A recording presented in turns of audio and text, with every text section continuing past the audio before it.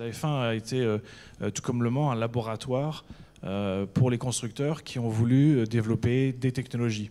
L'introduction de la technologie hybride en 2014 est un exercice technique et technologique que les constructeurs ont souhaité parce que, bon, à l'époque, on parlait déjà d'électrification, notamment des véhicules, mais ça a permis aussi de ressortir un petit peu des technologies de combustion qui n'étaient plus utilisées et qui ont permis aujourd'hui, on n'en parle pas assez, mais qui ont permis d'améliorer les rendements énergétiques des F1 et des moteurs de F1 d'une manière extraordinaire. C'est nous, en tant que constructeurs, typiquement au niveau de l'architecture, quel choix de moteur, quel régime. Est-ce qu'il faut une boîte de vitesse avec un rapport, deux rapports? Ça, ce sont des outils qu'on a développés intégralement en commun avec nos collègues de la recherche et développement de côté PSA série. Évidemment, on ne déroge pas à la règle dans le domaine de l'électrique hydrogène. On suit exactement ce que d'autres font avec succès ailleurs.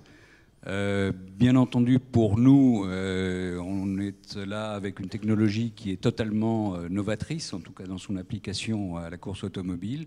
Et bien entendu, passer, comme on le fait dans d'autres domaines, par exemple en biologie, du in vitro au in vivo. Or, le in vitro, ça fonctionne toujours très très bien. In vivo, c'est pas toujours le cas.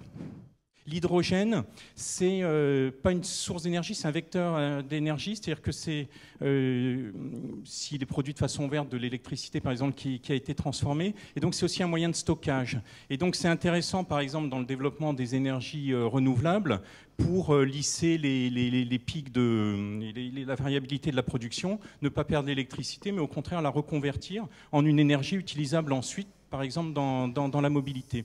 Nous, chez Renault, on a une architecture en F1 qui est très similaire à l'architecture qui est dans la future Clio 5. Et cette connaissance que l'on a acquérie durant ces dernières années dans la gestion du moteur thermique couplé à un moteur électrique, ça implique d'avoir une gestion un petit peu intelligente de l'un ou de l'autre.